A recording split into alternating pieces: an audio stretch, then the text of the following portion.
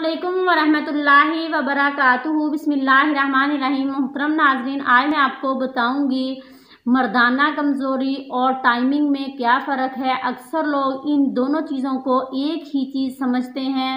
ये बात बिल्कुल गलत है, दोनों अलग अलग चीज़ें हैं और मैं आपको इसके लिए बहुत ही ज़बरदस्त नुस्खा बताऊंगी। वीडियो शुरू करने से पहले आपसे छोटी सी गुजारिश है, अगर आपने मेरे चैनल को सब्सक्राइब नहीं किया पहले सब्सक्राइब करें, साथ वाले बेल आइकन को जरूर क्लिक करें ताकि मेरी हर आने वाली वीडियो आपको सबसे पहले मिल सके।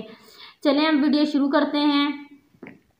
जिन लोगों को मर्दाना कमज़ोरी है, मर्दाना कमज़ोरी कहते हैं नस का ढीला होना और टाइमिंग कहा जाता है कि उज़्वे ख़ास में सख्ती तो होती है लेकिन हम बिस्तरी के दौरान वक़्त कम लगता है, इसे टाइमिंग का मसला कहा जाता है।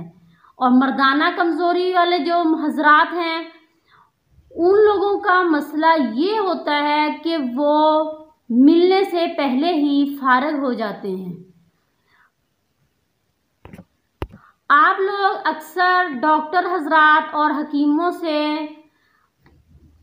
मर्दाना कमज़ोरी के लिए तरह तरह की अद्वियात का इस्तेमाल करते हैं, लेकिन वो अद्वियात असर तो करती हैं लेकिन चंद दिन के लिए।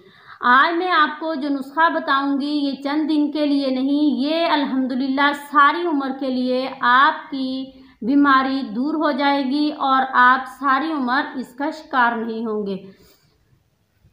आप लोग पिस्ता ले लें, 10 अदद आपने पिस्ते लेने हैं और 1 अदद दूध का गिलास लेना है। पिस्तों को आप पीस कर इसका पाउडर सा बना लें।